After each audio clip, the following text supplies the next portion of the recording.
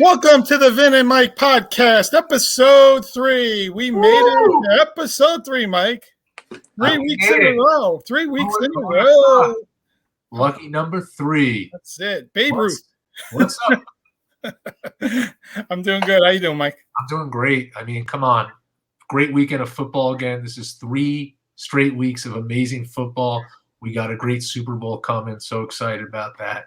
And so much to talk about on this podcast. And very happy to announce our special guest. This is a guy, huge sports fan, resides in Wisconsin. So we're talking Brewers, we're talking Packers, we're talking Bucks. But his overall sports knowledge is by far no other that I've seen in someone his age, just his passion for sports and people that he meets. So I want to introduce our good friend, Mr. Kyle Manske, to the program. Kyle, what's going on, my friend? Episode number 3, known as the Cliff Kingsbury episode for the Jets. Number 3. Oh, he's already starting with the Jets jokes. Let's get to the 2022 season, all right? Let's talk about other football. Be a part of this. I do not live in Wisconsin. I'm with my parents in Wisconsin. He lives in New York, but he's with his parents right now. Grew up.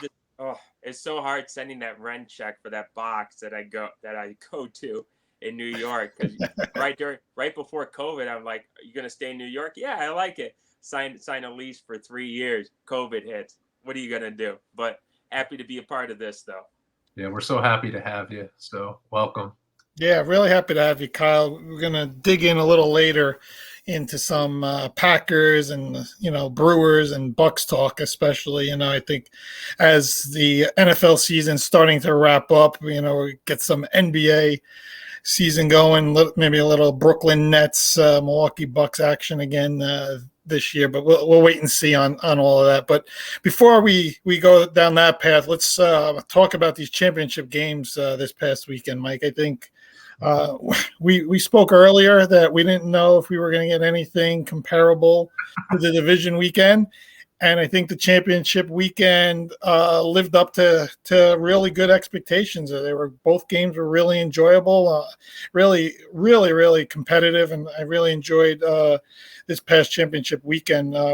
Mike, where do you want to start? Which game would you want to talk about first? I want to start with the Cincy Kansas City game. And what's funny for our viewers, just to let you know, in the previous week's game with the Tampa game, Vinny texted me like a couple times, "This game's over. Goodbye. That's it." Like, Vinny, do you know what we're dealing with Tom Brady? This game 2 at the half. Yeah, it's a snooze fest.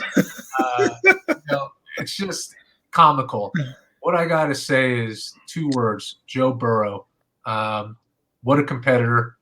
You're down 21-3 in the first half.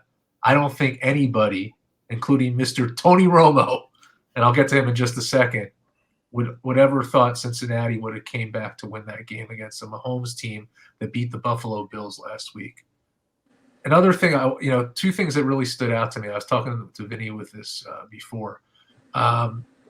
Kansas City in the second half, they had their opportunities.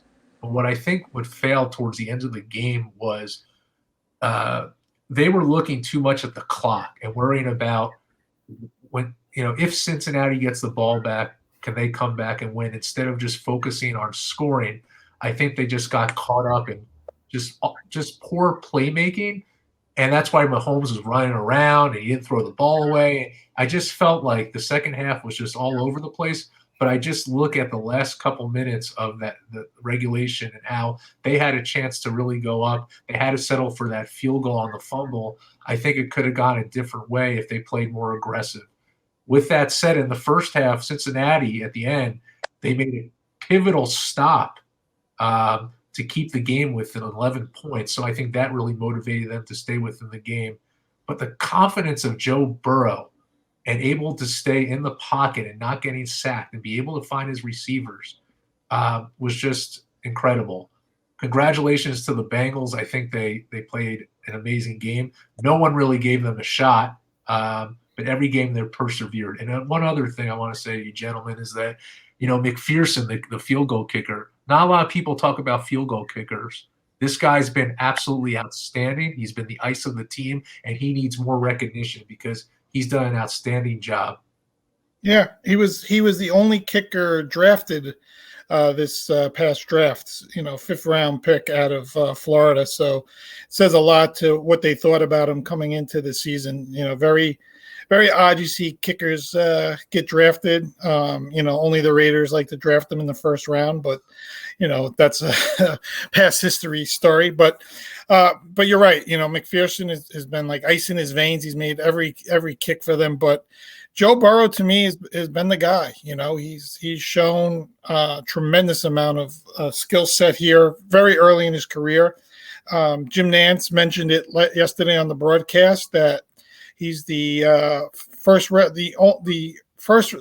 overall pick to be in a Super Bowl, the earliest in his career. You know, it's only his second season as a first overall pick to make it to the Super Bowl. So that just says a lot about, you know, how Cincinnati's done as far as the total overall draft, how they've done putting that team together. But when you have that franchise quarterback, I think it really, really shines on you as a head coach and makes you head for yourself to the Hall of Fame. You know, you can look at a lot of these great quarterbacks through the history of time and the coachings that they had, and I think it goes hand in hand most of the time. But you know, Burrow's already got Zach Taylor in a good position, and we'll see how as we head into 2 weeks. I think next week's show will dig deeper into the Super Bowl and really get into that. But Kyle, you know, great to have you here. I'd like to get a little bit of your perspective on this Chiefs Bengals game yesterday. Chiefs got too cute. Mahomes got too cute. Right after that drive, Burrow has a 45-yard touchdown pass. You have a chance. All you needed is 3 points. You just needed to get something in. It's amazing how a play before halftime, I saw this as a Packers fan with the blocked field goal. It changes the whole perception.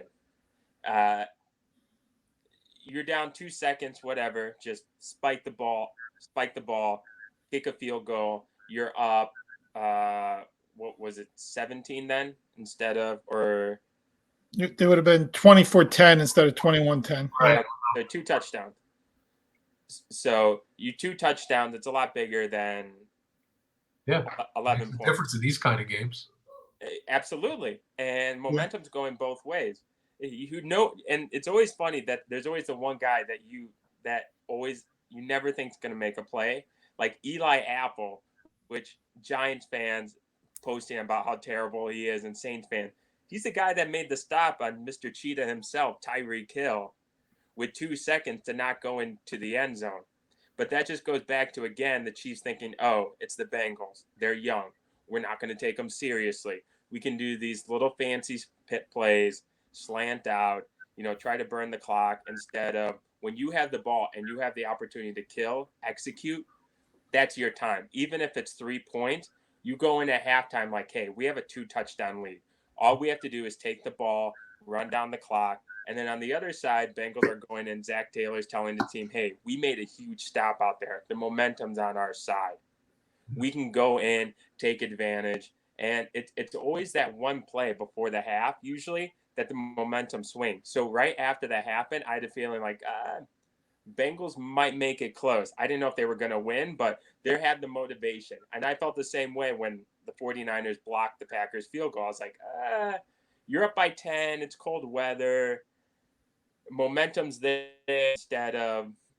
instead of now, hey, we just stopped them. It's a 6-point swing.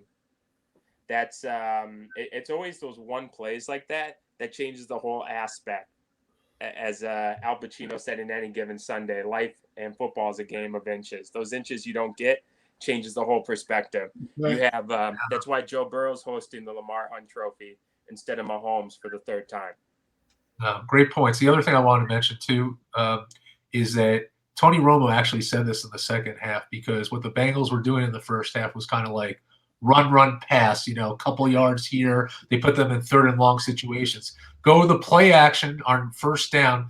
Your quarterback should have confidence, as Joe Burrow did, and they started connecting. And I think that really made a difference in the second half and really gave them the momentum. They made a lot of play changes in the second half to help them. Yeah, I'll be honest. I was really disappointed in Mahomes' performance in the second half.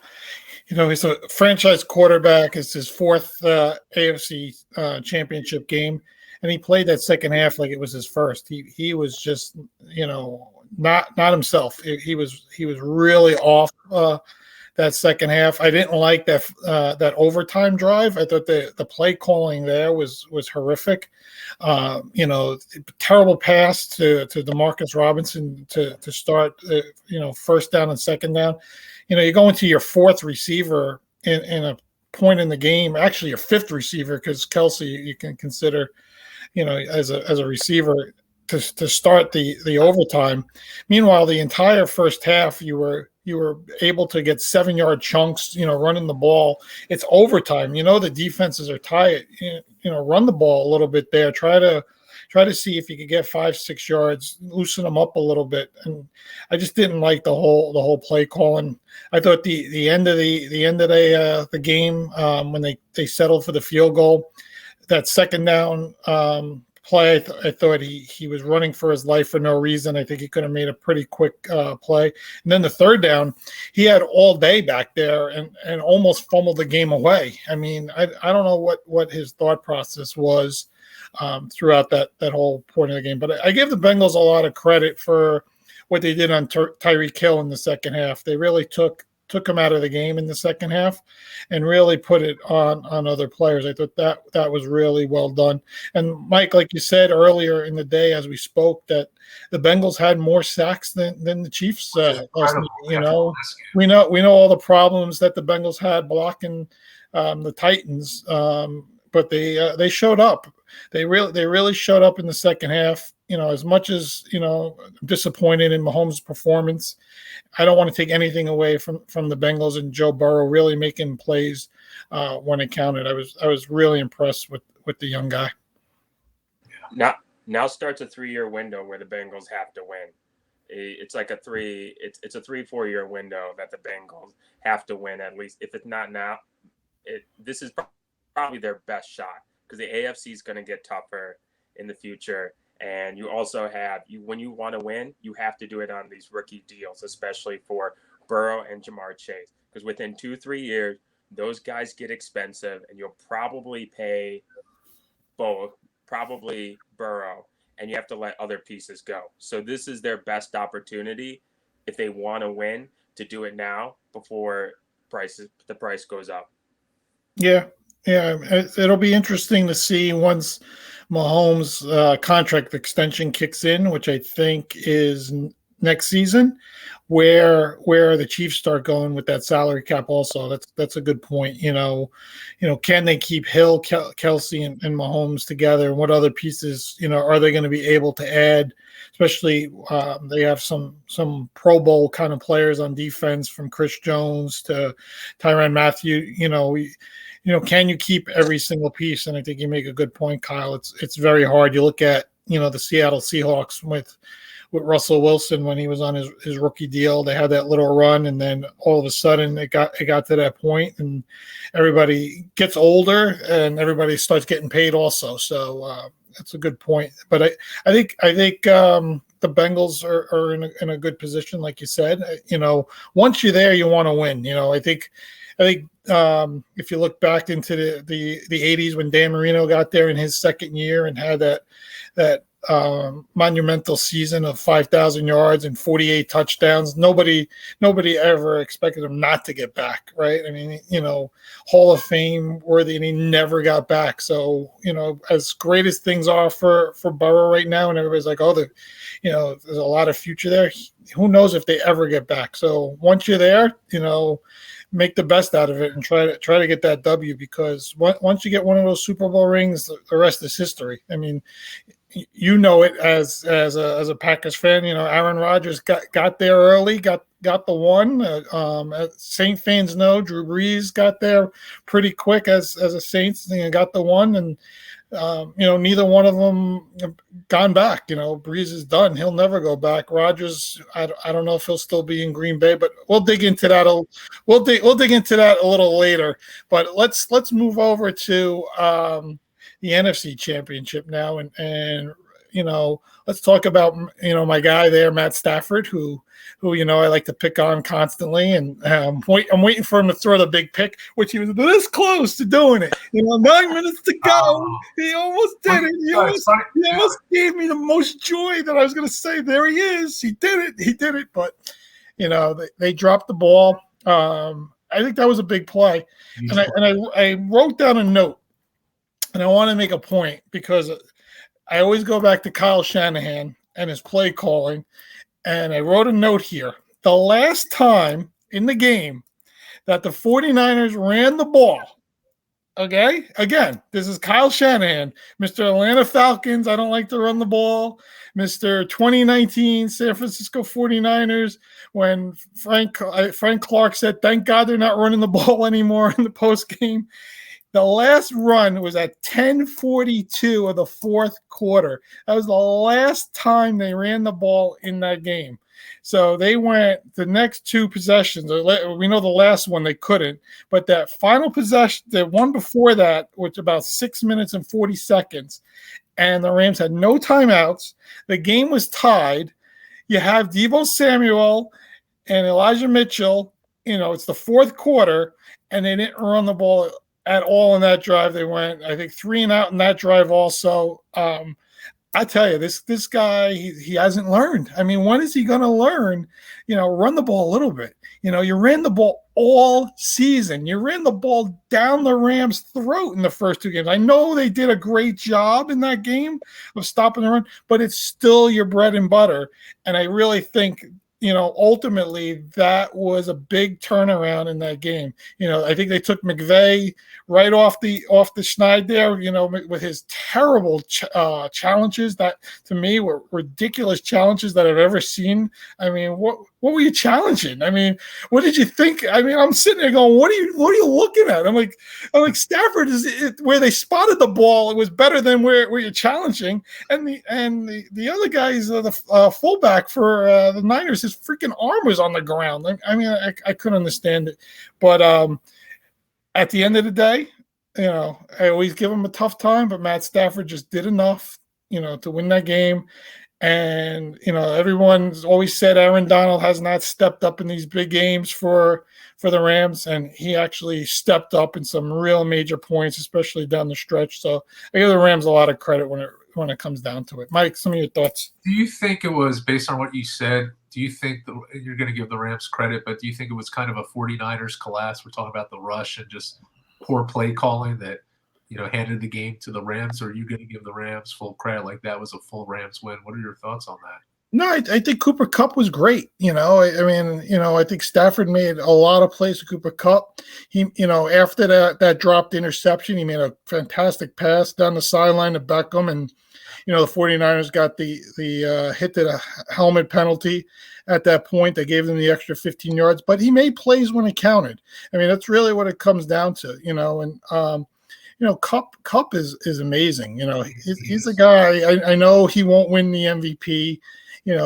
At best he'll be third in the MVP conversation, but that's everything's regular season when it comes to that. We know quarterbacks run the NFL, but it's a guy that's definitely was the offensive player of the year. I mean, you can see it.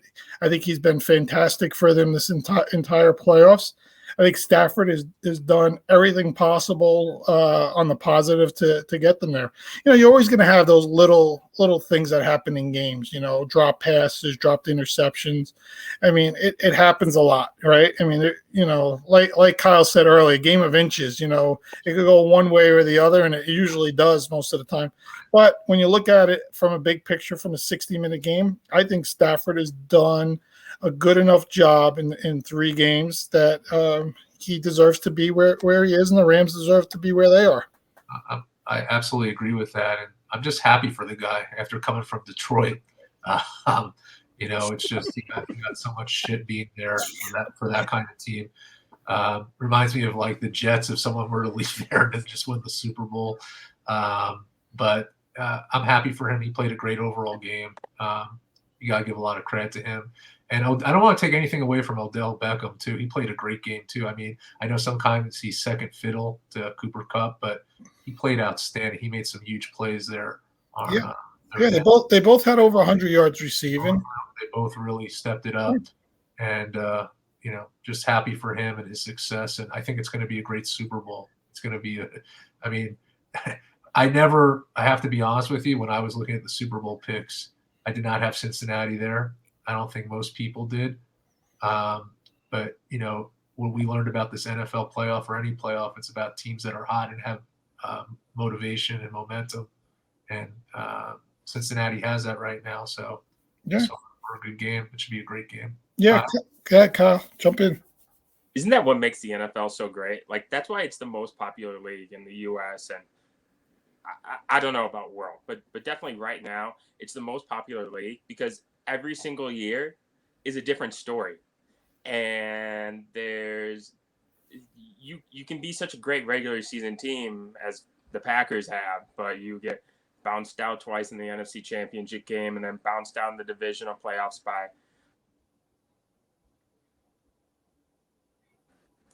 a team from California.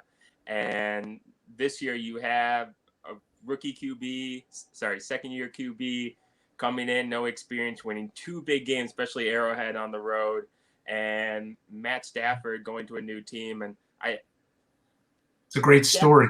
Stafford, in my opinion, he's more of a game manager. He has a very good coach, very good roster. He's basically, if you want to say Jimmy Garoppolo 2.0, just a good game manager who has a good arm, more of a Favre gunslinger-like arm, high risk, high reward.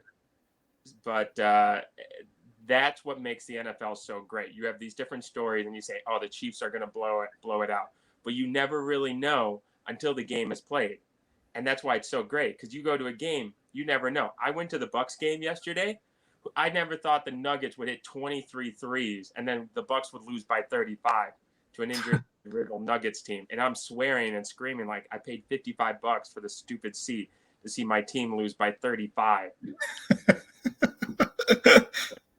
But no, Stafford did enough to win the game. Both teams have complete rosters. What I think is embarrassing, I went to SoFi in November, but I hate how the NFL is trying to push LA. They don't care out there. There's so many other things to do in Los Angeles, and everyone there is a fan of other teams. I went to the Chargers-Patriots game at SoFi Stadium. I paid for its cheap seat and somehow snuck down to the lower level, the club level. I don't know how, but snuck down. And there was about 70% Patriot fans there. Like, they don't care. And the NFL is trying to push LA, and it's just, you saw yesterday how many red jerseys were there. And the Rams do a silent count at home. Yeah, it was weird to see both teams doing silent count because it was like 50-50 like both ways. Yeah, both teams doing silent counts, which was really strange to see. But I think you make a really good point where Stafford is sometimes Jimmy G 2.0, because as I'm watching the game yesterday, I'm going, which one of these guys is going to make the big mistake that's going to cost their team the game? Like who's the one that's going to really do it? And it ended up being, Garoppolo at the end there. But I think that game, at that point with a minute and change to go, I couldn't see Garoppolo making those big plays. I just don't think he's that kind of quarterback. He even had his opportunity in the Super Bowl. If you remember, he overthrew Emmanuel Sanders when he was wide open, breaking down the middle. I mean, there's been a few occasions with this guy that he's had his opportunities and just missed it. And I know there's been a lot of argument on the mothership of ESPN there about is Jimmy Garoppolo winning, in spite of himself, right? Like, is his team the reason that the Niners went so far? And I think he had his opportunity yesterday to say, yeah, I'm gonna take this team on my back and move forward, and he just didn't. And I think personally, I think that's his last game that you'll see him play for the 49ers. I think Trey Lance will take over next year. They'll revamp that offense and move forward. But Kyle, I just want to make one point on when you said what makes the NFL great is the uncertainty and the change and all that. If you start and you look at the beginning of the season and you'd say who are the top 5 quarterbacks, in the NFL, the guys that are, got Super Bowl potential, right? So you got Rodgers, Mahomes, Brady, Lamar Jackson, Josh Allen, they're gone. None of those 5 guys are there. Not a one of them. It's Joe Burrow, who was coming off ACL surgery, and Matt Stafford, who nobody had any confidence in. He was 0-3, in the playoffs, before even going out to LA. Guy that's been in the league for 12 years, they had no playoff wins, and that's your Super Bowl matchup. So you're right. It's the reason the NFL, everyone gets juiced up about it, because even for guys like me and Mike, who are, Raiders and Jets fans, we feel going into next season, what? We have a little bit of a shot, I mean, it might be real little, but you feel like you got, a little 10,000 to 1 to win the Super Bowl. Okay. Yeah. But I'm just saying, you feel like you see what these other teams do, it gives you that confidence. And then you hear, free agency moves and the draft. There's so much opportunity in the NFL to change your team so quickly because of the structure of the league and the way it's set up and the profit sharing and the way they really built the league. And that as a small little town in the middle of Wisconsin that has one of the preeminent franchises in sports, and it has to do with the way the NFL structured and the way they built it and the way it is. And it's just it's a tremendous sport, and I love watching it every single week.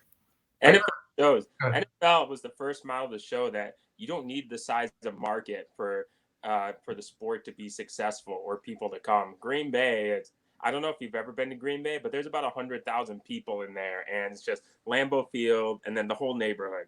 There's nothing around it, but they're one of the most popular teams in the world. They've sold out every single game since Lambeau Field opened, since 1957. You go to Green Bay, there's nothing to do except football, and it worked. Kansas City, Cincinnati, small markets. But you know what? If you have a good product, people are going to go, and people are going to watch and follow. New York, you got 2 teams that stink, and the NFL is still doing okay if their big market is not performing. Yeah, no, you're right. And you're right. You look at the big markets, right? You look at New York, LA, Chicago. One market. Like you said, no one cares in LA about the NFL. The biggest market, the team stink. Chicago, the team stinks. But like you said, the NFL is doing great. Everyone is tuned in because of the structure of the league, the way it is. And when your top players are in Kansas City, Tampa Bay, Buffalo. I mean, think about those cities. Those are where the top quarterbacks are. Green Bay. I mean, it's Baltimore, a little bigger there, but still, it's just amazing, that there's not a huge New York presence. It's not a huge LA presence, not a huge Chicago presence, which all the other sports, I think, really rely on that. And with the NFL, you don't see that. So it's really great. Mike, some of your thoughts on all this? Well, actually, I was going to draw back to something that Kyle said and then ask you guys a question, actually. Kind of off topic. Yeah. You had mentioned with the Bengals that they have a 2-3 year window now, and they really just got the ultimate goal is getting to the Super Bowl. Then over the weekend, I watched that 30 for 30 again on the Buffalo Bills, the 4 straight Super Bowls, obviously without a win. So my question to you guys, in all seriousness, is, do you consider that team, even though they didn't win a Super Bowl, a team of greatness, being able to get to the Super Bowl 4 times? And you look back at that team and who they had, and the difficulty of getting there. Would you say that's a great team, or would you consider them a failure? I think about it after I watch that, and I don't know how I sway, honestly. Well, here's one of my thoughts right off the bat. Right, there's only been 3 quarterbacks that have been to 3 consecutive Super Bowls or more, right? One is Brady, of course. The other is Bob Greasy back with the old Dolphins in the 70s, and then Jim Kelly was in 4 straight, right? He didn't win any. The other 2 guys have won, but that alone, gives them a lot. It takes you talk to any NFL player, you talk to any NFL quarterback, especially how hard it is to make it to the Super Bowl. That's why Brady is the greatest, right? Because he's been to 10, he's won 7. I mean, it's just like it's unheard of. Jim Kelly was in 4 straight Super Bowls. I think that's something to be celebrated. Yeah, Bruce Smith, Thurman Thomas. I mean, the Andre Reed, Hall of Fame players around them, and they dominated the AFC during that time. So they happened to run into a very well coached Giants team that probably wasn't better than them, but Parcells and Belichick got that team ready and outplayed them. And then Washington was probably a little bit better than those Dallas teams were just better than everybody at that point. They didn't have a shot in either one of those Super Bowls with Dallas. But yeah, you can't take anything away from those Bills teams. It's a shame they didn't win one because I think some of the really good players there that maybe are overlooked, like Darryl Talley and Cornelius Bennett, that people don't know too much about, that you win a Super Bowl, you looked at differently. You look like, oh, this guy should be a Hall of Famer now. But now you lose 4 Super Bowls, nobody even remembers these guys. They know, of course, Bruce Smith and Thurman Thomas and those guys, but the guys that were really good and potentially maybe even a Hall of Fame worthy guy don't get the recognition they deserve. It's hard. It's hard to go to a Super Bowl and to win, and a lot of things have to go your way. The ball has to bounce, and especially in that first one with the Giants, like that. It's just so tough for everything to go. And I've seen it as a Packer fan. Yes, we've had with Rodgers the second most wins, but a lot of our playoff losses are like, this thing had to happen. It's like a chain reaction, where I look at the last year San Francisco game or the Tampa Bay game or even the collapse against Seattle. There's like these things where the ball just didn't bounce our way at this moment. So that's why we didn't win. And it's just like going back to, it's a game of inches. And sometimes it's the ball has to bounce, but also who you play. The Bills are a good team, and they played in, I think at that time, early 90s. Well, really from, I would say probably most of the 80s, from probably when the Bears won until the Broncos beat the Packers in Super Bowl 32, the NFC was just more dominant and the teams were a lot better. And I think coming up now, the AFC is going to be the stronger conference, but it's a lot easier. And same thing with Brady. It's a lot easier for the Patriots to get through when you have to play Blake Bortles and the Jaguars to get to the Super Bowl than the Cowboys having to play San Francisco and an up-and-coming Green Bay team and a tough Eagles team. It's just tough. A lot of things got to go your way to win a championship. Sure does. Yeah. I have a quick story though about I met Andre Reed once in LA.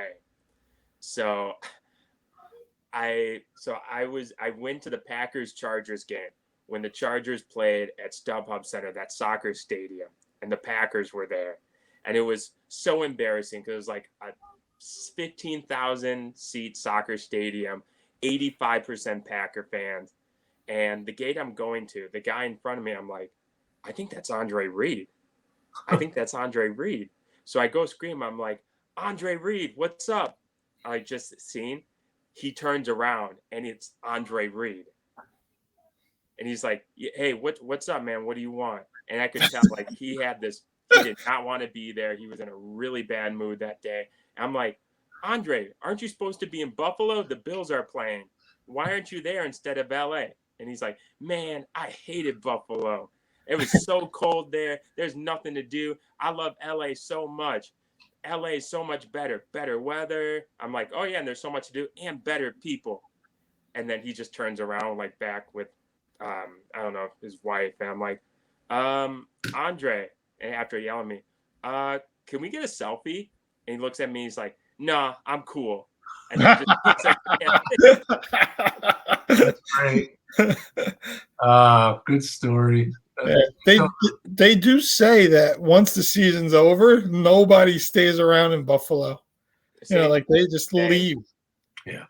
No one stays in Green Bay when the season ends. Yeah, they just leave. I'm guessing they figure out that the draft and the off-season moves from their houses in Florida. So we'll have more Super Bowl analysis on next week's show, but I think it's important to just go through just quick picks right now.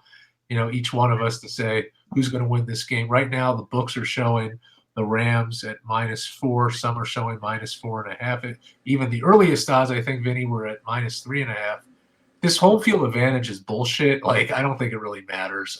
I know people are saying that.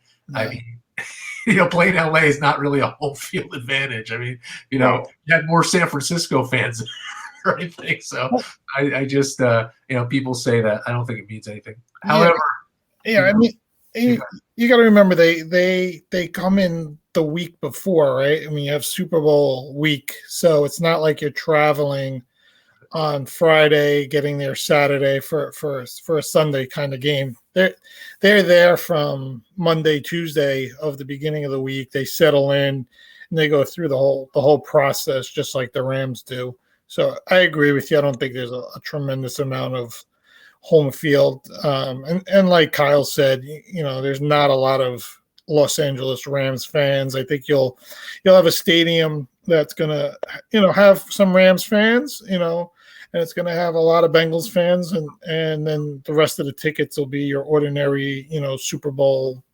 fans that just go. But yeah, the line has already been starting to go up. Like you said, it did open 3.5. I saw 4. I think as time goes on, it's going to go up.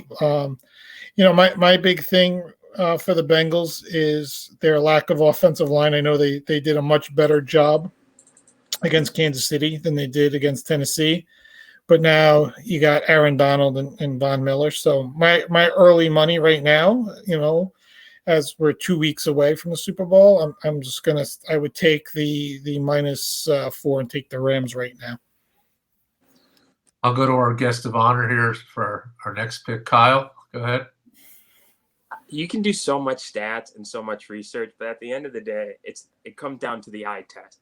You have to look at these teams, see how they play, and who really wants it more. And I think the Bengals can win this.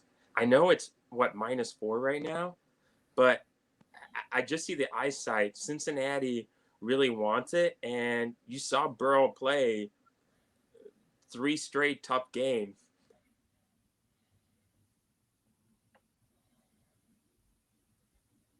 Oh, I think he froze. He froze. So sorry.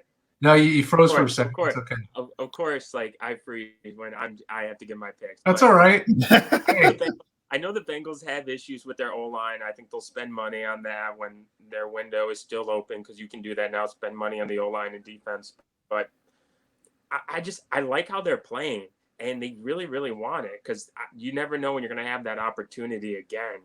I like the Bengals here. Yeah. I actually agree with Kyle on this one. It's momentum. You beat the Raiders, then you beat the 1-seeded Titans, then you beat Kansas.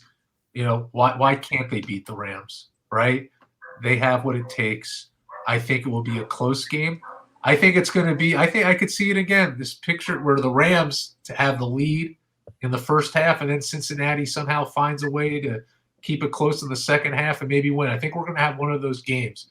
So for you bettors out there, you may want to bet Rams first half, Cincinnati second. Hopefully a great game. But we'll have more specific analysis next week on that. But we'll see what happens. Yeah, we'll definitely dig into that next week. We'll try to, we'll announce who we'll have on next week for our Super Bowl show. You can follow our Instagram, Vin and Mike podcast. Right there, we post all our picks. We post who our next guests will be. We'll post a bunch of different things on there. We try to interact as much as we can on our stories and whatever else. So again, Vin and Mike podcast on Instagram. We dug in a lot here with football, but I like to just flip the switch, go a little baseball, and more particular, the Baseball Hall of Fame, and what we've seen with the latest voting by the Baseball Writers Association, and they only selected one person for induction this year. That would be David Ortiz. In my opinion, deserve it. Belongs in the Hall of Fame. But again, a lot of speculation with even Big Papi in his use of performance enhancing drugs. There was a report in 2003 that he came up on some tests that he was positive. So, some speculation. And with that speculation, there's Barry Bonds and Roger Clemens, two guys that have been accused of using performance-enhancing drugs, turned up on all various kind of testing and packages delivered to their homes, and all this stuff. We don't have to really dig deep into all that, but what you guys know of the situation and your feelings on it. I'll start. I think they're both Hall of Fame caliber players, especially when I look at the way the Hall of Fame voting is and the era that we're electing people into the Hall of Fame. I don't know if certain guys did or didn't use performance enhancing drugs. Did it help them become Hall of Fame players or not? And I can't say one guy didn't and one guy did. If you're going to go that route, you got to say no to everybody, or you have to do the voting, the correct way. And for me, I look at Bonds and Clemens prior to the steroid era, and I look at their numbers in the 80s and the 90s, and I felt that they were Hall of Fame players even before the whole steroid speculation came out after the strike in the 95 season. So I look at all that. The 94 season. I look at all that. To me, these were Hall of Fame players. He's the all-time leader in home runs, the most Cy Youngs in the history of the game. I feel they're both deserving and to be in the Hall of Fame based on their numbers alone. And I can't just speculate that they shouldn't be voted in because we think they did steroids or they did do them, especially when it wasn't even illegal to use in baseball until 2004. So you take that all into consideration. I think they would deserve it. What's going to happen to them moving forward as they move into these committees where their peers now vote for them? That'll be interesting because the late Joe Morgan, the late Henry Aaron, both felt that anyone that used performance-enhancing drugs did not deserve to be in the Hall of Fame, and they were vocal about it. I don't know how other Hall of Famers feel. I don't know how veteran committee members feel. So it'll be very interesting to see how their peers vote for them moving forward. Mike, some of your thoughts?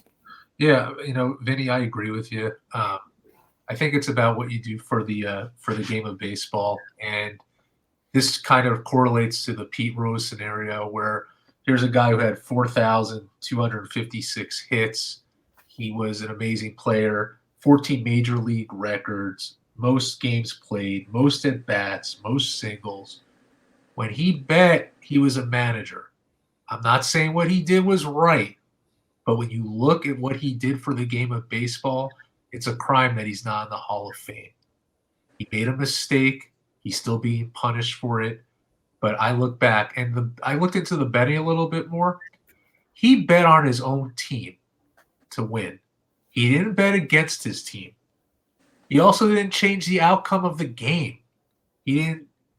So I just look at all that, and then it kind of correlates with the whole Clemens and Bonds thing too, of what they did for the game enhancement drugs there. So it kind of bothers me I could see why people have a difference of opinion on this, of course, but I just feel like look what they did when they played.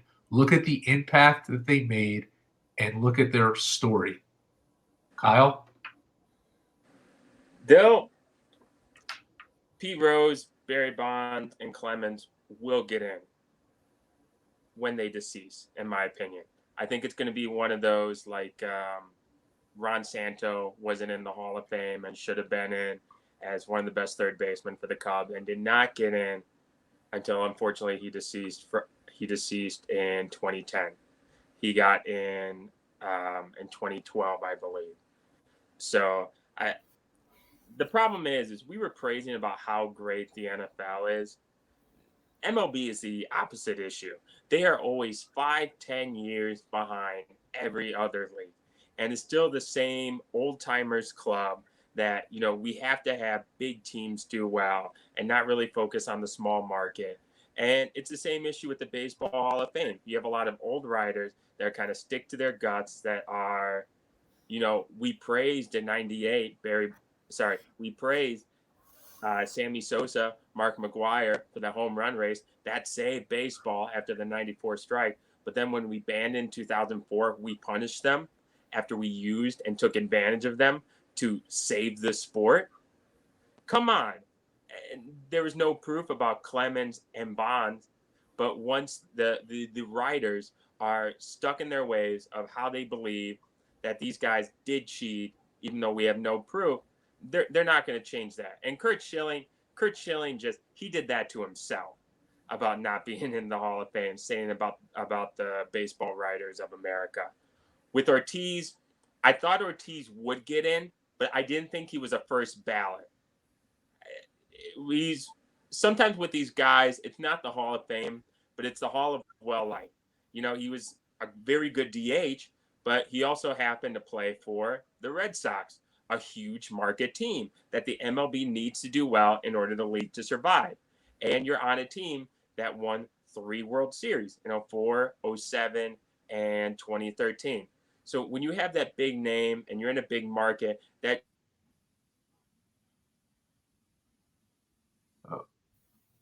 Kyle? Yep, froze. He was making some great points, though. He was. Oh, he really froze. He's spinning. He's back. We were just saying you were making some great points. No, but that jumps your chances of getting in first ballot, even though his name was linked. I'm like, okay, he's going to get in because he's a big market and he's a well-liked player. Can you imagine if this guy played for the Brewers? No one would know who he is. I was in Milwaukee and myself, no one cares about the Brewers, and I accept that. But you play on a big market, it's the Hall of Well-Liked, and it's a popularity contest. And it's sad that it is that way, but like I said, they've done so much damage to that sport, and there's a reason why it's dying, and it's not going to go to the same fate that maybe boxing has done, where boxing has regressed significantly, but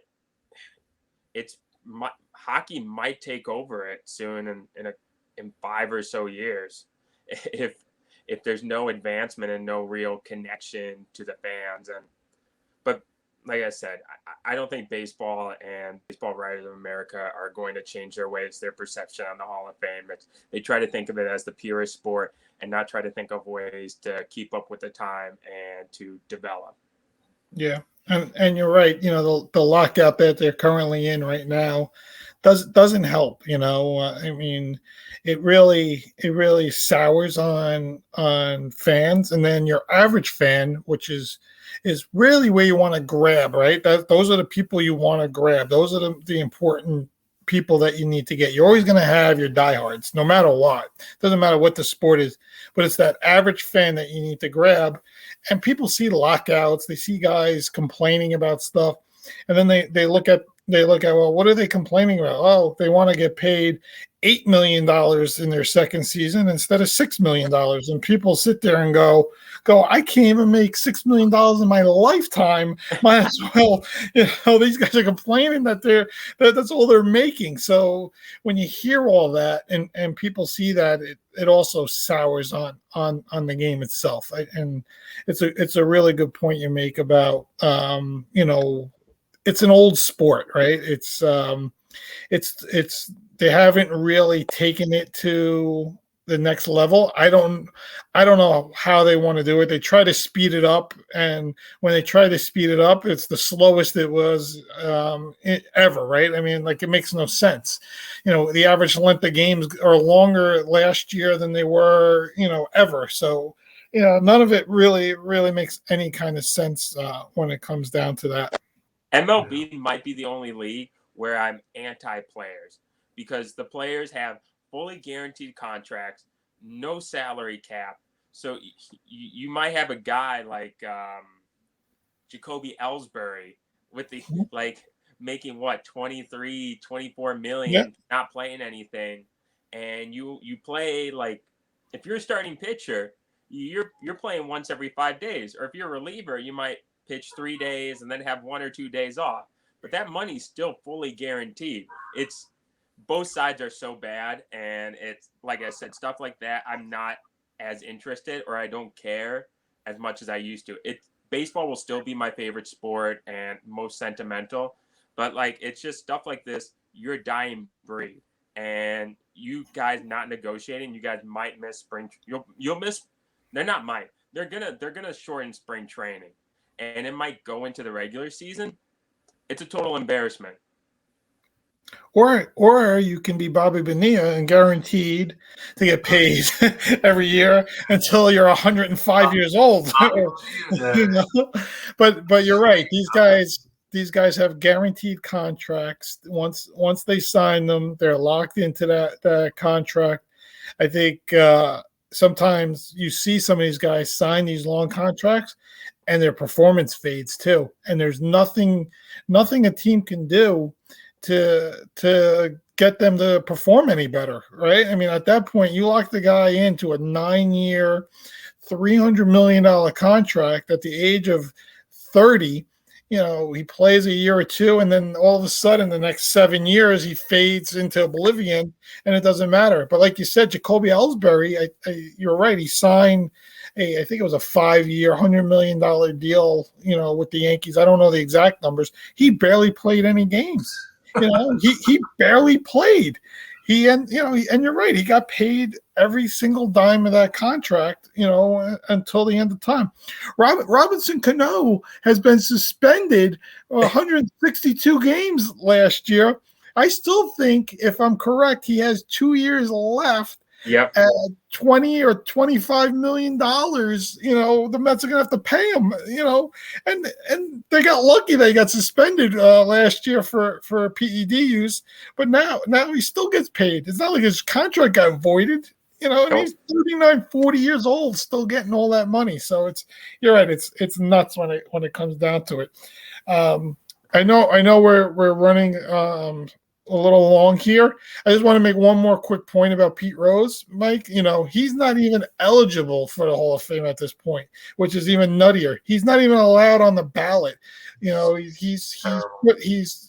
can't. The writers can't even vote for him. I think that at least put the guy on the ballot. Let them at least have an opportunity to see what they really think of them and go in that way. But I think maybe Major League Baseball or the Hall of Fame is afraid to put them on the ballot because maybe the writers will actually vote them in. But I doubt it. But I don't know. But I want to talk a little bit more with Kyle and thank him for being with us today and his knowledge of all good things sports that he's brought to the table today. But as he's sitting there in his childhood home out in Wisconsin, the listeners didn't get the tour that we got of his home and all his bobbleheads earlier before the show started. It was really nice to see. His home is not far from Miller Park where the Brewers play, so he's got a lot of great Brewers memorabilia and all that. But I think, let's start with Aaron Rodgers. We've spoken at length about him on the show. Kyle, some of your thoughts on being a big Packers fan. Where do you think Aaron Rodgers is headed into the September of 2022? He's staying. I think he retires or stays. He likes Green Bay. There's a way that if he wants to stay, I know we're saying, oh, the Packers are going to be $40 million over the cap, but if a guy wants to stay, you'll make it work to be below the cap and either cut some rosters to tell people like, hey, you're going to play with Aaron Rodgers, but you got to take a discount. And most guys 9 out of 10 times are like, yeah, if I can play with Aaron Rodgers, I'll take a discount. I'll make that work. But I believe he stays, and the Packers make it work that he stays for 1 or 2 more years, then retires. But there's no way. I hate all these stupid clickbait articles that say, oh, he's going to go to the Broncos. Well, if you go to the Broncos, you know what's going to happen? You got to play in the AFC. And not just that, the AFC West. You got to play Mahomes twice a year. You got to play Herbert twice a year. And I know it's Derek Carr. Sorry, Vin, but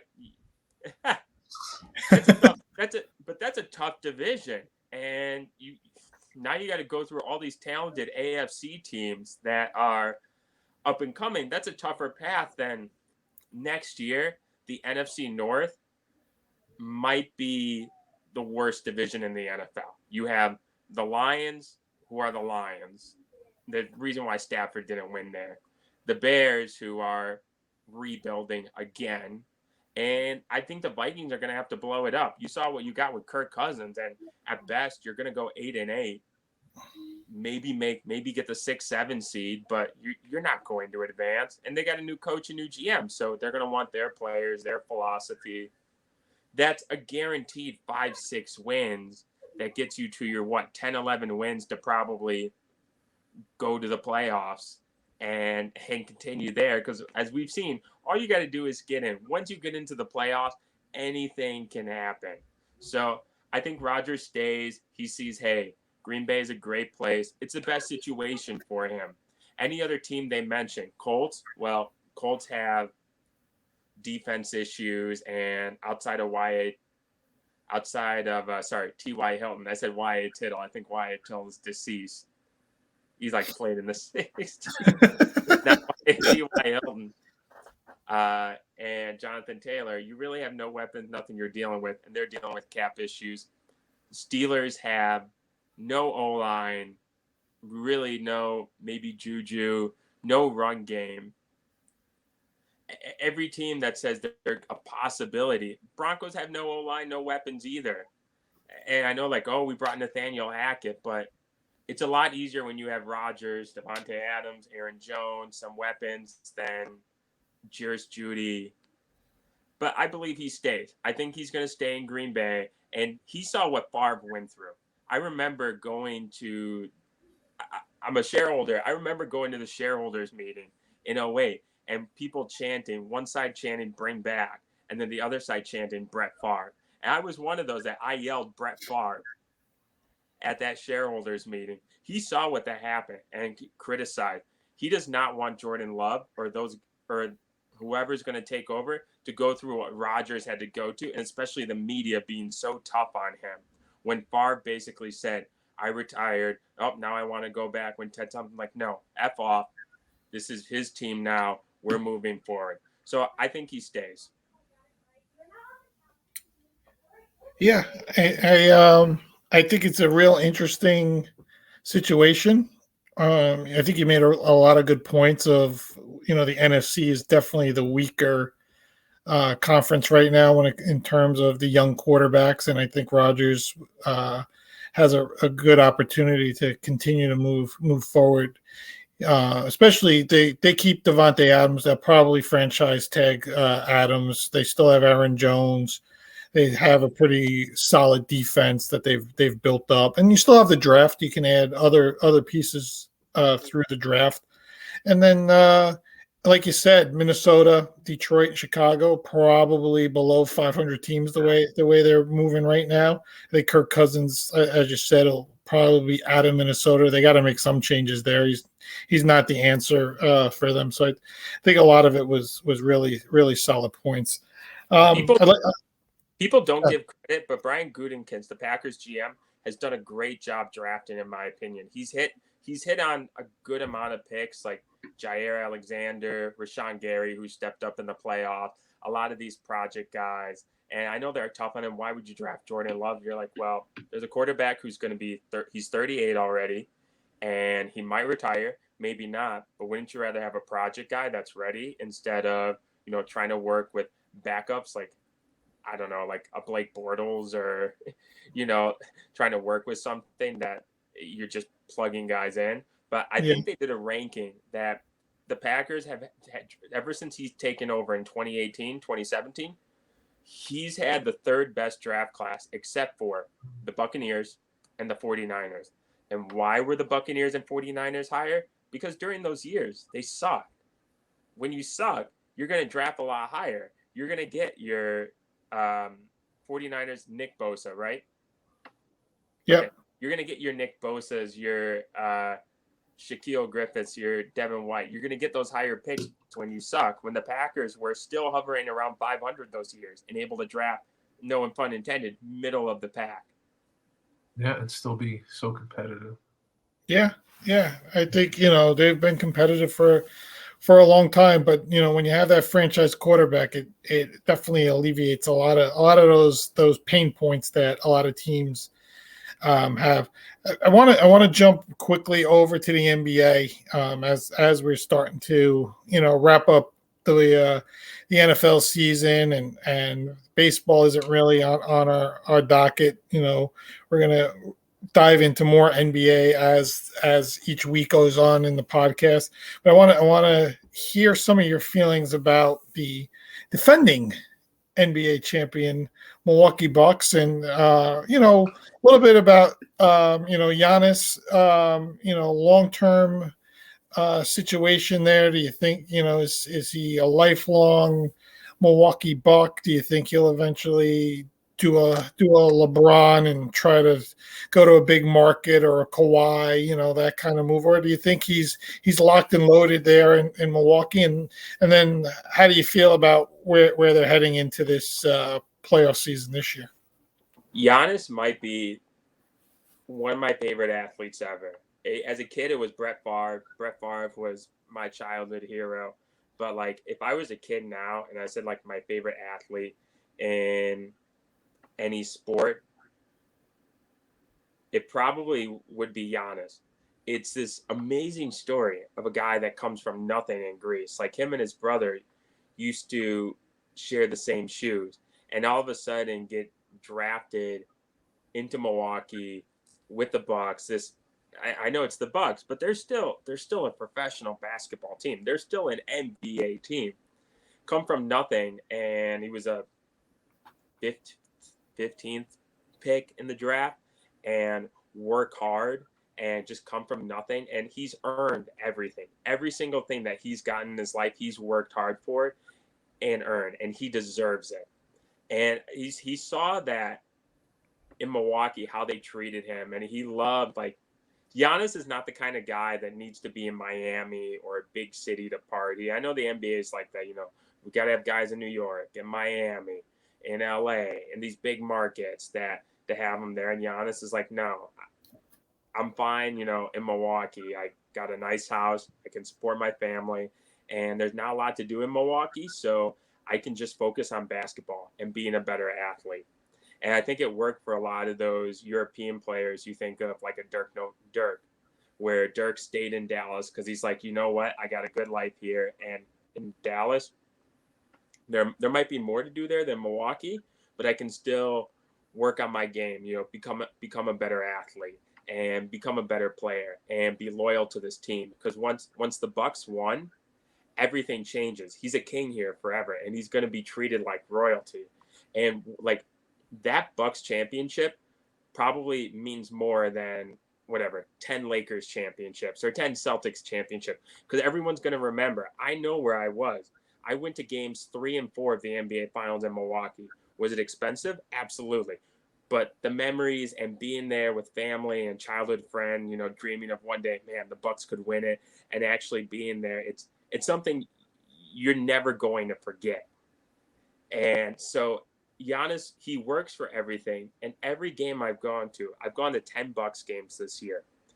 And tickets aren't that bad. People complain here, but I'm like, you pay 45, $50 for a lower level. Good luck getting that at MSG to see the lousy Knicks. 50 Hey, No way. No way. It's not going to happen. no. And I just want to jump in. That's the beauty about going to a Milwaukee sporting event. You're not going to pay an arm and a leg to really enjoy the game. And you get such a good group of people who are so appreciative of being there. Great point on Giannis, too. I mean, you're right. He did come from nothing. He's so appreciative and has so much pride where he plays. Where sometimes, as we see, like a Julius Randle in New York right now, there's so much pressure, and he's just not cutting it. Where you go into a different market like Milwaukee or a Dallas, and you can really strive. And like, as you said, Kyle, you can improve your game. That was a very good point. Really good. They want different things, but every time I watch Giannis play, I see him do something that I've never seen before. Like, you see him like bully ball, dominating the paint. Yesterday, his agility is unreal. I saw him hit outside shots, doing jumper and working on his 3 game, and it's just like he's still developing, and he could be if Giannis he's only 26. He's still going to get better. Giannis we could have him in that conversation if he gets better, and I think he's going to win multiple, knock on wood. Hopefully I'm right on that, but he could be one of those that you're talking about, top 10 of all time. You're putting him with a Jordan, a LeBron, Kobe, and those greatest players of all time. In my opinion, his ceiling, he'll probably be as dominant as Shaquille O'Neal and as strong as Shaq, but with a better outside game and a better jump shot. Yeah, and free throw. Yeah, if he really develops a jump shot, I think the entire NBA is in big trouble. I mean, the guy is unguardable when he puts the ball on the floor and hits the paint. It's amazing how easily he gets to the basket when that's where he's going. It's not like he's going to pull up and hit a 20-footer. He's got the ball at the top of the 3-point line, and he's going to take it right into the paint and try to dunk it on you, and you still can't stop him. It's amazing. So, you spoke about how big he's out there in Milwaukee. I just want to talk a little bit about, Lou Alcindor, Kareem Abdul-Jabbar, who won the title, early in his career. For anyone that doesn't know, as a Milwaukee Buck, early 70s. How's the feel for Kareem overall in Milwaukee to this day? I know he went to the Lakers after and won so many championships there, and that's where most people think about him. But is there that same kind of feeling of admiration for Kareem? It was tough at first because my dad remembers. My dad's a huge Bucks fan. He actually remembers when it was the coin toss for Lou Alcindor, and my dad brought his radio, standing in the middle school lunch line, and it was the coin flip was between the Bucks and the Phoenix Suns, and the winner of the coin flip would get the first overall pick, who obviously would draft Lou Alcindor. So my dad has the radio, and the coin flips happened. And I don't remember if it landed on heads or tails, but the Bucks won, and all the kids, 6th-grade kids, are like screaming because they know they're going to get Lou Alcindor. Which you think something like that changes the whole franchise, because you get Oscar Robertson, who's one of the top 50, 75 players in NBA history, and you win a championship in '71 instead of the Phoenix Suns, who had good teams in the '70s, good teams even in the '90s, always competitive, but never enough to get past the hump of where they are based in NBA history. So it was tough at first, because when he left, he didn't want to go to Milwaukee, and there's nothing to do, and he wanted to be in LA and a big party. And we're like, we know what we are. And I always hate it when a big market, a New York, LA, talks about how we just do is, sit around, play with our toes, drink beer, eat cheese all day. And, we sit on a farm. Like, no, we have suburbs, we have stores. It's a great community to live. And the cost of living here is amazing. And you can see when the Bucks are bad, you can see, I remember as a kid seeing Kobe and Shaq play for $20. Like you can't do those things in big markets, and you can have a nice quality living. And they talk about how their worth in LA is worth more than some hardworking guy in the Midwest who's trying to make a life and wants to do well for himself. So when he left though, he had that. But I think just like anything, when you get older, you kind of realize how much appreciate. And when he would come back, it was first tough. Like he's like, oh, I hate Milwaukee. But he realized, oh, this community is really special. And they still talk about that. Even though I won 5 more titles with the Lakers, they talk about that one Bucks championship in '71 and how much that meant to them and how special it was. And that meant more than winning 5 titles in a big market like the Lakers. So the older he got more appreciative of Milwaukee, grateful for his time, and started coming back to Bucks alumni events and coming back to Bucks games. So, but I think it's like one of those things you look back at life and realize, oh, that was a really special moment being in Milwaukee and winning my first title. And I learned how to win there. And he's come back a lot stronger, especially during our finals run last year. Him and Oscar Robertson were sitting courtside at the games, which was really cool to see him like in Milwaukee and really appreciate the team. Yeah, that's great. That's great to hear. I love listening to those old stories. One of my favorite Bucks when I was younger in the '80s was Sidney Moncrief. He was a guy I really liked. I really liked him. This hat I'm wearing right now, I met Sidney Moncrief, and this is autographed by him. Oh, that's How funny is that? Yeah, crazy. Isn't that crazy? Yeah, that's great. Super nice guy. Still does stuff with the Bucks. He used to be on television, but I met him. Super nice guy, and I was wearing this hat. And I'm like, "Can you sign my hat?" He's like, "Yeah, absolutely." So, so it's a autographed Sidney Moncrief hat. Yeah, that's right. When I first got in, I got into basketball in like the mid to late '80s. The Jordan era and the Ewing era and all that.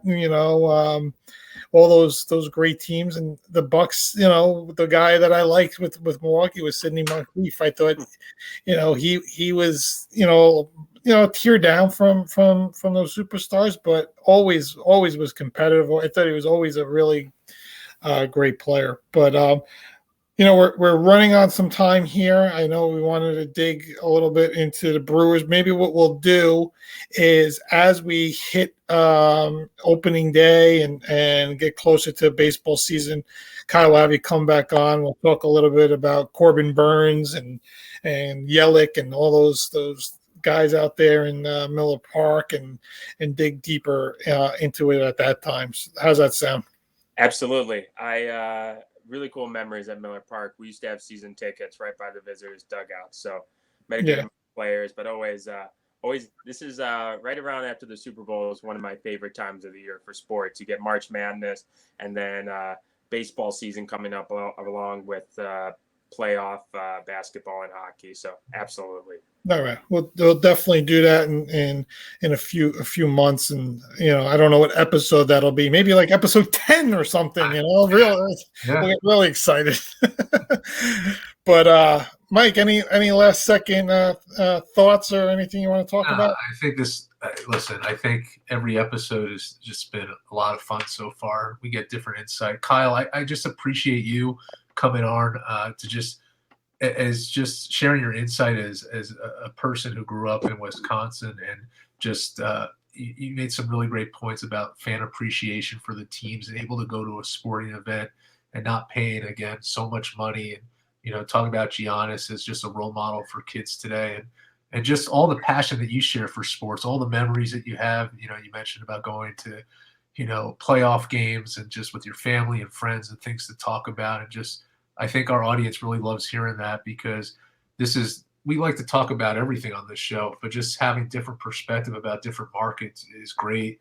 And we really appreciate you having on. It was really nice to have you. And thanks again. We hope you come back. No, absolutely would love it. People ask like why the Packers are so big, or like whatever the Bucks, Brewers, like why are sports in Wisconsin so big? And I always tell them, have you been to Green Bay or Milwaukee? Like, come for a weekend. There is nothing to do except eat, drink, and watch. Like that's what I did with my friends, at the time with whatever soda and chips, and now older, alcohol included. But that's like the same things I did like with them at like 10, 11, we're doing at 30 with a little more money and responsibility. That's great. Great again. Thanks for your time. Yeah, it was a great show. I really appreciate everyone's time, and we will be back next week. We will have our Super Bowl preview show next week. Hopefully, we'll have a couple special guests next week. With that, everyone, have a great night. So Have a great week. Thank you. Thanks, everybody.